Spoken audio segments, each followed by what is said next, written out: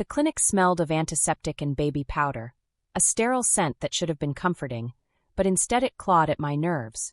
Mia lay on the ultrasound table, her hands resting lightly on her swelling belly, her face calm, almost serene.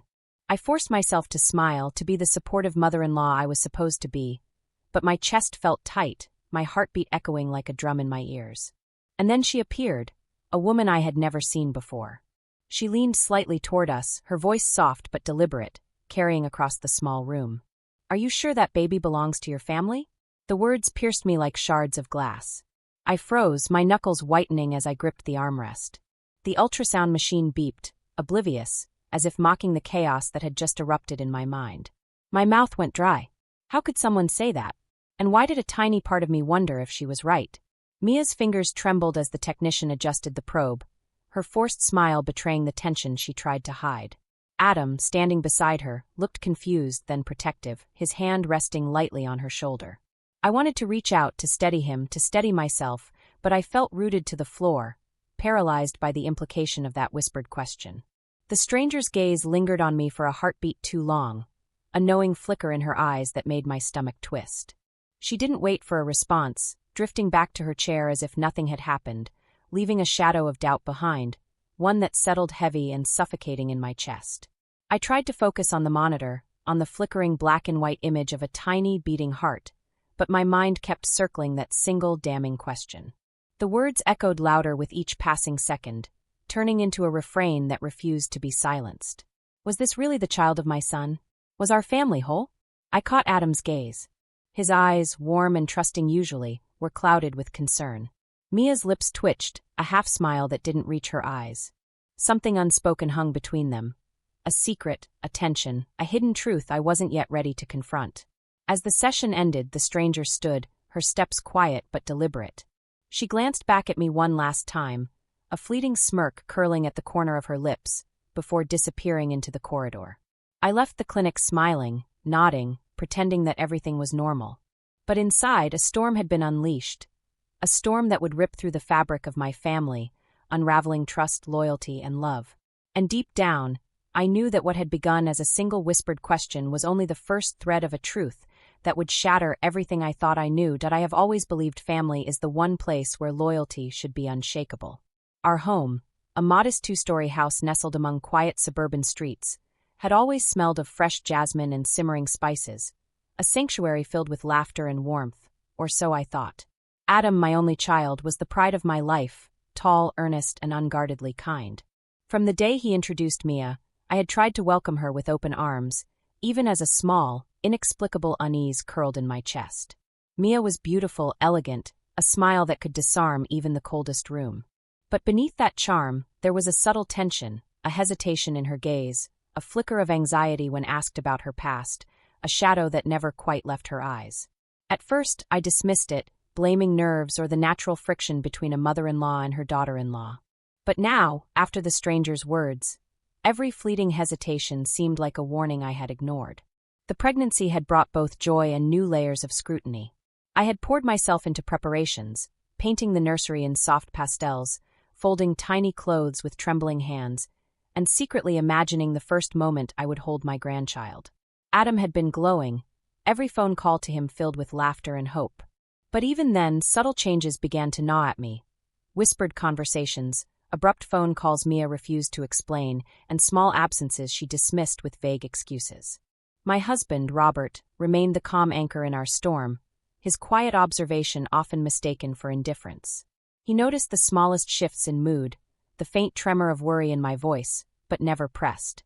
"Patience," he would say, touching my shoulder with gentle certainty. Yet patience felt impossible when the seeds of doubt had already taken root in my heart. Even the people around us seemed to sense the undercurrent of tension. Neighbors began asking polite questions about Mia's health, her work, Adam's career, unaware that the tranquility of our home was crumbling. Every smile I forced, every casual remark about the baby, felt like a mask hiding a growing fear. And Mia, she continued to move with a rehearsed grace, hiding her anxiety in perfectly timed laughter and polite words. Yet sometimes, when she thought I wasn't looking, her eyes flickered with a shadow, one that whispered of secrets she hadn't shared. I didn't want to believe that our family could be threatened from within, but a cold, persistent thought gnawed at me. What if the stranger in the clinic had only spoken the truth?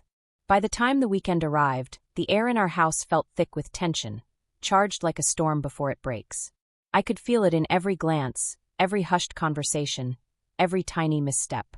Something had shifted irreversibly. And then, just as I began to convince myself I was imagining things, I noticed it. A folded receipt hidden in a drawer, its details mundane at first glance, but unmistakably a clue that would unravel the illusion of safety I had clung to. The receipt I had found burned in my pocket like a secret I wasn't ready to confront. It wasn't much, just a hotel stay in the city, a name I didn't recognize, and a date that coincided suspiciously with the week before Mia's ultrasound. My hands shook as I held it, my mind spinning with possibilities I didn't want to admit. I wanted to ignore it, to pretend it was nothing, but the stranger's words at the clinic refused to leave me. Mia walked through the door that evening, carrying groceries and humming softly, a perfect picture of domestic calm. But her eyes flicked toward me, a quick, subtle panic that she thought I hadn't noticed. My heart tightened. Every gesture, every smile, now seemed like a carefully constructed performance. I confronted her gently, my voice low but firm. "Mia, can we talk?" Her shoulders stiffened, and Adam looked up from his phone, brow furrowed. The air thickened with unspoken tension. "Is everything okay?" he asked. But I ignored him. "I found this," I said, sliding the receipt across the counter. Her hand trembled ever so slightly as she glanced at it. For a moment silence reigned, a suffocating, heavy pause that pressed down on all of us. Then Mia forced a laugh, too sharp, too quick. "Oh, it was just a work thing," she said, but her eyes darted away, avoiding mine. Adam's confusion twisted into unease, and I could see the first cracks forming in his unwavering trust. The nights that followed were worse. Every whisper between Mia and Adam felt like a conspiracy. Every phone call Mia took in private made my stomach churn. I caught glimpses of hurried texts, half-erased messages, and fleeting expressions that didn't match her words. The house, once warm and familiar, had become a labyrinth of secrets and suspicion. I tried to ground myself, to separate fear from reality, but the nagging doubt only grew. What if the stranger's words were true? What if Adam wasn't the father? The thought was unthinkable, unbearable, but it crept into my mind in the quiet moments, wrapping around my heart like ice. Then came the first real confrontation. A minor disagreement at dinner escalated into a shouting match, Adam defending Mia, Mia defensive and distant, and me, trembling with fury and fear, accusing what I couldn't yet prove. Plates rattled, voices cracked, and the house itself seemed to echo with tension. By the end of the night, I knew nothing could remain hidden for long.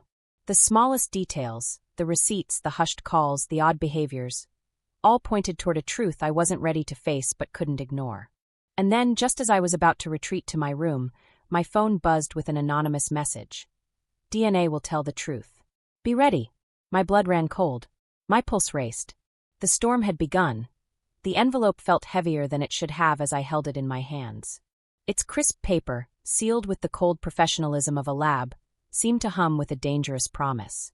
I took a shaky breath and tore it open, my fingers trembling as though they knew the truth before my mind could accept it. The numbers, the charts, the clinical language, they all blurred until one line struck me like a blow. The baby Mia carried was not Adam's. The room spun. I gripped the edge of the counter to steady myself, my knees weak, my chest constricted as if I had swallowed ice. Everything, the smiles, the whispered excuses, the subtle evasions, was suddenly illuminated in harsh, unforgiving light. My son's future, the child I had dreamed of holding, our family's foundation. It all felt like fragile glass in my hands, ready to shatter. I confronted Mia that evening, the DNA report lying between us like an accusing finger.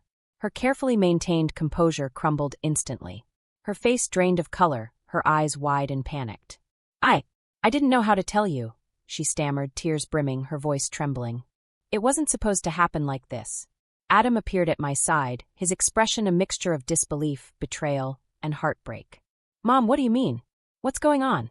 His voice cracked, raw and unsteady, the trust one had always believed unshakable dissolving before my eyes. Mia sank into a chair, wrapping her arms around herself as if to protect the secret that had finally burst free. "The father, he's someone from my past. I never planned for him to come back. I didn't know what to do. I lied to protect everyone." The words hit like a storm, tearing through our home. Plates rattled, the walls seemed to close in, and the air felt thick, charged with accusation and grief. I felt both rage and sorrow, a searing duality that left me numb. My son, my precious Adam, was devastated, and I was powerless to fix what had been broken. Then the truth about the stranger at the clinic revealed itself. She had been a former friend of Mia's, someone who had known the secret all along. Her whispered question had been a warning, a desperate attempt to prompt honesty before the damage became irreversible. That knowledge twisted my emotions further, gratitude, anger, fear, all tangled together in a suffocating knot. Every glance between Adam and Mia now felt like a battlefield. Every word spoken was laced with suspicion and pain. I realized then that nothing in our family would ever be the same. Trust, once fractured, leaves a permanent scar. As I stood in the living room, the DNA report still clutched in my hand, I understood that we were standing on the edge of an abyss. The storm of secrets, lies, and betrayal had broken through every door, and the aftermath was about to consume us all. And then, just as I thought the worst was revealed, a new message buzzed on my phone, anonymous, urgent, and chilling. You've only seen the beginning. The real truth is coming. The days that followed felt like moving through a fog, each step uncertain, each breath heavy with unspoken fear. Adam retreated into himself, his eyes haunted by betrayal, while Mia oscillated between remorse and desperation. The house, once warm and filled with laughter, now carried a tension that lingered in every shadow, every quiet corner. I spent hours watching them, my heart torn between anger and a grim sense of responsibility. Could I forgive Mia? Could Adam ever look at her without suspicion? And what of the child, innocent and unaware of the storm that had preceded its life? Every instinct screamed to protect my son, yet something deeper whispered that the baby, the fragile life within Mia, deserved a chance, despite the lies that had led us here. Then a revelation arrived in the most unexpected form. While Mia was out one evening, I discovered a folded letter hidden in her bedside drawer, a confession, but not hers. It was from the man who had fathered the baby, a scrawled, urgent note admitting his intent to abandon both Mia and the child. He had planned to disappear entirely, leaving the chaos for us to navigate. The stranger from the clinic, the one whose words had ignited this chain of discovery, suddenly made sense. She hadn't been a threat. She had been a guardian, a silent warning to steer us toward the truth before it spiraled beyond repair. Anger and gratitude warred within me, leaving a hollow ache I could not ignore.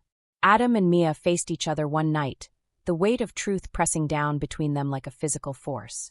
He saw the fear in her eyes, the desperate honesty behind her tears, and slowly, painfully, began to understand that her mistakes were born of panic, not malice. Forgiveness, fragile and tentative, began to take root, but only in small, careful gestures. A hand held briefly, a shared glance, a whispered apology. I realized then that family, even when fractured, can survive if truth and love guide the rebuilding. We set boundaries, we demanded honesty, and we promised to protect the child above all else. The scars remained, visible in every shadow and hesitation, yet there was a fragile thread of hope weaving through the pain. And just when I allowed myself a fleeting sense of calm, another message appeared on my phone, anonymous and chilling. You've seen the lies, but the secrets go deeper than you know. My breath caught. My pulse quickened. The journey that began with a single whispered question was far from over. Somewhere in the shadows of our family, more truths waited. Truths that could either destroy us completely or finally, irrevocably set us free. The storm had passed, but the clouds lingered, and I knew, with a sinking certainty, that the next revelation would strike when we least expected it.